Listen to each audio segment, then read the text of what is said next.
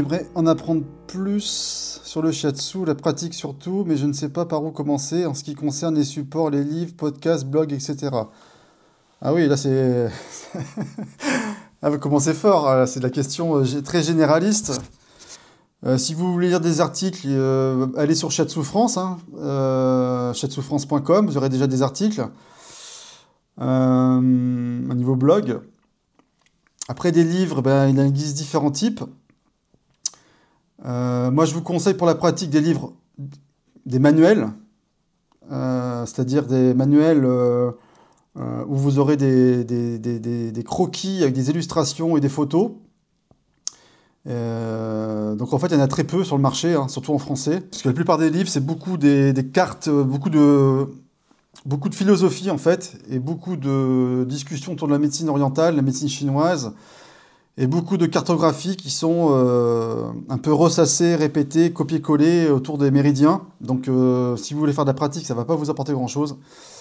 Moi, je vous invite plutôt à acheter des bouquins type les techniques fondamentales du Shiatsu Namikoshi, le précis Shiatsu Kuretake.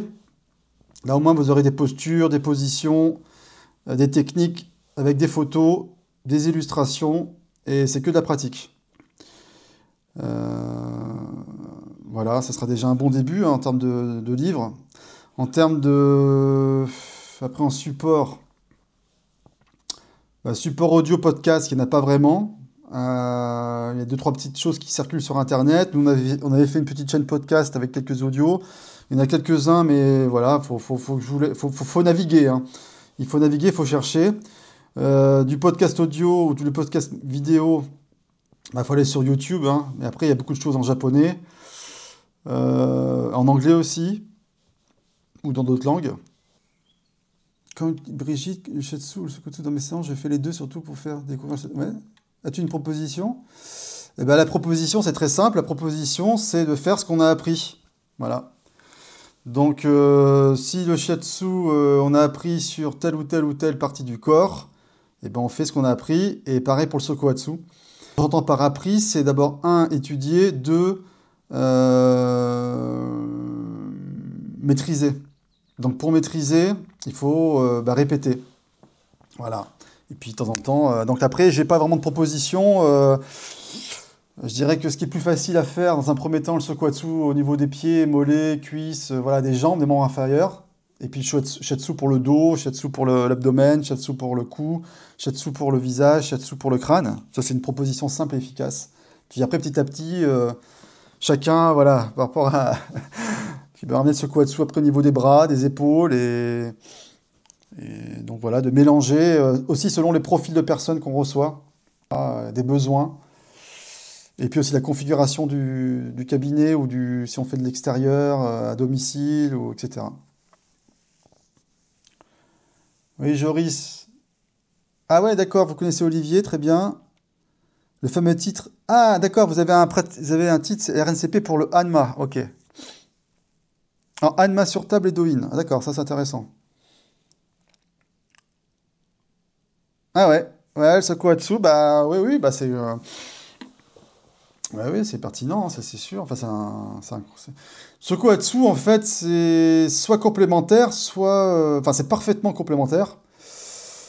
Après, dans Hanma, ça dépend ce qu'on y met. Enfin, Hanma ou Hanma, c'est la même chose, en fait, en japonais. C'est les massages, en fait, par frottement et friction, à l'origine. Hanma, c'est frottement. Ou... Hop là, j'avais coupé... Donc c'est l'art de frotter, l'art de faire des frictions principalement. On peut combiner sur table, si vous faites déjà donc sur une chaise. Hanma, si j'imagine que c'est sur une chaise ergonomique, ou c'est assis tout court sur un tatami ou assis sur une chaise. Sur table, après le sokohatsu, là, disons que le sokohatsu, ça s'apprend plutôt sur futon, sur tatami. Alors après, il y a des gens qui apprennent, c'est surtout des gens qui ont des hanches très souples. Donc il y a beaucoup de femmes. Qui travaillent sur des tables type shiatsu. Donc c'est des tables très basses, larges. Donc large, c'est minimum 85-90 cm, voire plus, jusqu'à 1 mètre, comme les trucs de kiné qui s'appellent la marque comme les Bobat. Autrement, ouais, type 85 cm, c'est pas mal. de largeur, mais vraiment, il faut que ce soit vraiment bas. Et après, on peut faire du Sokuatsu, on peut même mettre une petite marche pour voilà, avoir plus de hauteur. Mais autrement, autrement, vous êtes obligé d'apprendre sur le sol. Donc le sol, c'est futon, c'est comme le shiatsu au sol, quoi. Pareil. Avec un matelas très ferme. Donc il n'y a pas de futons qui font des futons pour dormir à deux, hein, et genre 15 ou 20 cm d'épaisseur, avec 1,50 m ou 2 mètres de largeur. Ça, non, ça n'existe pas. Il faut vraiment un truc très fin, très ferme. Largeur 70 cm, c'est bien, hein. Donc assez étroit quand même. Et la hauteur, l'épaisseur, 3, 4, 5 cm maximum. Sinon, après, quand vous appuyez, ça va pas, c'est trop mou, et donc vous perdez la qualité de vos appuis. Et en plus, il y a aussi votre stabilité. Voilà, quelques informations. Merci, je vais commencer par là. Bah oui, oui, je pense que ouais, c'est des manuels, au moins c'est concret, vous allez avoir des techniques, vous allez pouvoir les reproduire. Vous avez les bases, c'est-à-dire le shiatsu, ça commence par quoi? Ça commence par des bonnes positions, les bonnes postures, donc des choses, voilà, l'alignement des épaules, comment utiliser le poids du corps, le transfert de poids du corps, préserver son dos, préserver ses membres supérieurs, préserver ses articulations au niveau des doigts, du pouce, etc. Comment bien transférer son poids sur un appui. Donc c'est vrai que les livres manuels sont parfaits pour ça. Puis après, vous trouverez plein de livres qui parlent de philosophie. Ça, sur le marché, il y en a. Pour du shiatsu, sokuatsu, quand je mixe ces deux pratiques, les séances sont plus longues. Ben, ça dépend, hein. C'est-à-dire que la séance, c'est toi qui détermine la durée. Donc en fait, l'idée, c'est qu'à partir du moment où on détermine la durée, eh bien, les séances, elles ne sont pas plus longues. Ou alors, si les séances sont plus longues, c'est soit qu'on parle trop, on a le droit de parler avec son receveur, son client, soit c'est parce que les techniques ne sont pas enchaînées assez vite. Donc, voilà. Alors c'est vrai que quand on commence à combiner Sokuatsu, je suis debout, je tourne, après Shiatsu, je suis au sol, je tourne, ça prend du temps. Mais bon, voilà, voilà, il faut s'entraîner pour apporter de la fluidité, de la souplesse, et aussi bah, voilà, de travailler ses déplacements, hein, les fameux Suari Kata. Hein, j'avais fait un petit poster là-dessus. Les Suari Kata, c'est toutes les positions assises qui existent, et les positions intermédiaires, c'est-à-dire d'une position assise. En général, on connaît bien Seiza, on connaît Kiza, on connaît Hanza, etc. Et on passe à une autre position. Donc en fait, c'est les enchaînements de positions. Et c'est vrai que sur le sol, sur un tatami, ça prend un certain temps pour se déplacer. Mais bon, c'est qu'il faut travailler la rapidité, quoi, hein, la rapidité des déplacements. Ah, Joris, il veut en savoir plus sur ce Sokuatsu. Alors, c'est vrai que j'ai mis... Au début, moi, je voulais faire un truc sur le shiatsu, parce que, voilà, je pense qu'il y a énormément de difficultés, beaucoup de confusion. Quand on voit encore les thématiques encore organisées aujourd'hui, en 2025. Mais il n'y a pas de souci. Moi, le Sokuatsu, je suis friand, hein, donc il n'y a pas de souci. Alors, qu'est-ce que je peux vous dire sur les formations Sokuatsu? Ces formations Sokuatsu,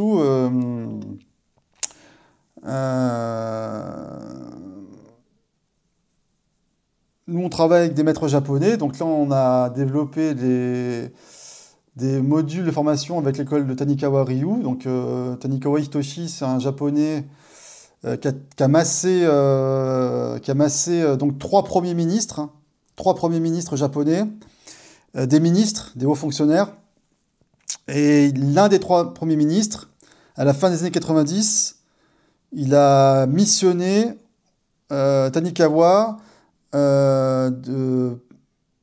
pour, comment dirais-je, structurer et développer la méthode Sokuatsu. Donc le Sokuatsu, il faut savoir qu'en fait, c'est quelque chose, c'est comme le shiatsu. Au lieu d'appuyer avec la main ou des parties de la main, comme les doigts, on appuie avec le pied. Mais, donc c'est aussi ancien, peut-être même plus ancien, on ne sait pas.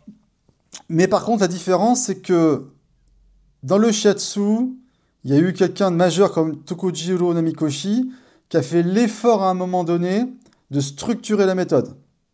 Structurer la méthode, ça veut dire poser les choses et dire, voilà, ça fait des dizaines d'années que dans nos techniques de massage, il y a certains types de massage, friction, frottement, percussion, étirement, pression, etc. Et dans les pressions et les singularités, maintenant, on répète depuis des dizaines d'années, voire des siècles, de manière empirique. On appuie là, ça fait tel effet. Bon, voilà, on ne cherche pas à comprendre, en fait. Hein, c'est la notion de la médecine orientale. Ça marche pas. Bon, c'est comme ça. Et en fait, ils ont pris le temps de structurer. C'est-à-dire, à un moment donné, ils ont posé les choses. Ils ont dit, maintenant, quand on appuie là, on appuie sur quoi? La peau, le muscle, l'os, la veine, le nerf, etc. Et pour être reconnu sur le plan anatomique, sur le plan physiologique, sur le plan physiopathologique, par le ministère de la Santé. Donc il fallait faire cet effort. Donc dans le shiatsu, il y a eu cet effort de fait au début des années 1930, et ça a mis une vingtaine d'années pour être reconnu, le temps de structurer la méthode. Et après, on sait l'essor qu'il y a eu avec le shiatsu jusqu'à maintenant. Dans le sokuhatsu, il n'y a pas eu cet effort de fait. Non, voilà. Et donc là, depuis une trentaine d'années, l'effort est dans cette dynamique. Il y a vraiment une dynamique. Donc, d'où il y a le premier manuel qui est sorti, premier livre. Et donc, on a fait la première traduction en français pour justement les Français, les francophones, avec une prochaine traduction en anglais. Donc, c'est le seul livre qui existe en dehors du Japon, il n'y en a pas d'autre. Hein. Et c'est une méthode qui n'a pas encore migré aux États-Unis. Contrairement au shiatsu, il y a eu un transfert avec les Américains et après en Europe. Donc, il y a eu pas mal de choses, d'échanges qui ont créé, d'ailleurs, à la fois c'était positif, à la fois négatif, pour un certain nombre de raisons. Donc le sokuhatsu, voilà, les formations, on les met en place une fois par an en France, et là on va aller en Belgique là, justement dans 15 jours, avec quelque chose où c'est que de la pratique. Que de la pratique. Voilà. Donc il n'y a pas de théorie. La théorie, c'est prendre un atlas d'anatomie, apprendre ce que c'est un corps humain. Enfin, c'est ça la pratique, la théorie. Donc là, on base vraiment la pratique. Et après, les stages au Japon, pour compléter la formation. Ça, c'est la partie échange avec le principal maître japonais qu'on travaille, qui lui a monté une structure avec des deshi. Deshi, c'est l'assistant. Et puis, une hiérarchie au niveau des enseignants et des praticiens selon leur nombre d'années de pratique. Et de pratique en libéral en tant que praticien sokuhatsu. Voilà. Après, moi, je développe aussi le sokuhatsu en tant que formateur depuis maintenant 4 ans.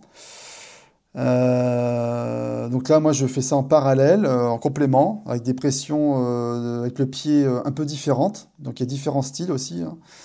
Voilà ce que je peux dire de manière à peu près sommaire sur les formations sokuhatsu. Les prochaines formations, Atama, ouais. Atama, c'est le massage crânien. Atama, ça veut dire tête en japonais, mais Atama, c'est un type de massage. Il y a des choses issues de la marmite Hanma et Shiatsu, mais avec des particularités, des singularités. C'est vraiment des particularités de massage sur la tête, mais vraiment que crânien, principalement, voilà, c'est vraiment le... Et Kogao, Kogao, c'est le massage esthétique du Japon, quoi. C'est pas le Kobido, hein. Kobido, c'est pareil, j'aurais pu faire... Il n'y a pas de Kobido au Japon, hein. Kobido, c'est une invention marketing de Mochizuki, donc c'est un monsieur qui est très sympa, qui est très compétent, a priori, il n'y a pas de souci, mais qui a marketé tout un ensemble de méthodes, dont le Kobido. Mais le Kobido, voilà, c'est le Kogao. Au Japon, les gens qui font de l'esthétique, principalement, ils font du Kogao. Kogao, c'est l'amincissement, c'est littéralement petit visage. En fait, c'est le massage d'amincissement du visage. Donc, amincissement du visage, c'est l'idée de dire, voilà, un beau visage, il doit rentrer dans une espèce de structure. Ils ont fait un cadre avec des centimètres, etc. Et donc, il faut travailler sur les bas-joues, sur les rides, les muscles, les relevés, etc. C'est un lifting à la japonaise naturel. Et donc le Kogao, lui, c'est le massage vraiment japonais du visage. Au sens esthétique, au sens beauté, au sens...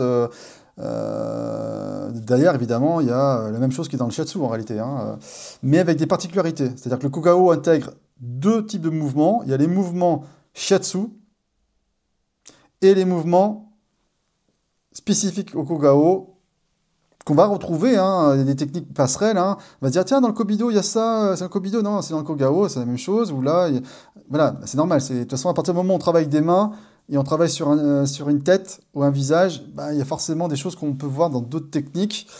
Par contre, la particularité, c'est aussi plutôt des massages dits dry massage, c'est-à-dire les massages à sec. On évite d'avoir c'est pas des massages à l'huile, oilu masaji, ou ce genre de choses. Mais par contre, il y a quand même des prérequis, des précautions à prendre, mais ça, on en parlera. Mais Kogao, c'est massage du visage, Atama, c'est massage crânien. Voilà. On peut résumer ça comme ça. Si vous allez faire un soin du visage en massage au Japon, quelqu'un qui est diplômé en esthétique, il vous fera du Kogao. Il ne fera pas du Kobido. Kobido, c'est une entreprise. Il y a une entreprise japonaise qui s'appelle Kobido, qui n'a rien à voir avec ça, qui fait de la cosmétique. Et il y a Kobido, le massage, la méthode inventée par Mochizuki. Ah bah relâchement des mâchoires, tout. Hein. Là, c'est relâchement profond. Hein. C'est-à-dire que nous, ce qu'on étudie, par exemple, là, en technique, ce qu'on appelle le Hedo Massaji, Head Spa Massage, c'est beaucoup plus puissant que la plupart des techniques de massage traditionnelles en spa ou en institut de beauté. Parce que justement, on va jusqu'à l'os, jusqu'aux articulations osseuses et jusqu'à l'os, l'enveloppe de l'os.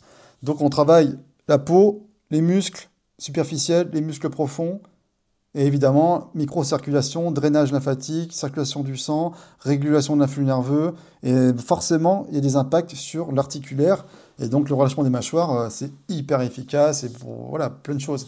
Et donc ça se voit après au niveau justement, la beauté du visage, parce qu'une mâchoire qui se décrispe, voilà. Bien, c'est top ça, comme tu dis Brigitte, ouais, c'est vrai que c'est des trucs très intéressants. Même pour les gens qui font du shiatsu, c'est des choses qui sont très peu vues dans les études. Moi, j'ai jamais vu d'école qui a étudié ce genre de choses. Ça reste très basique ce qu'on apprend en shiatsu, que ce soit au niveau du cou, que ce soit au niveau du visage, que ce soit au niveau du crâne. Et même au Japon d'ailleurs.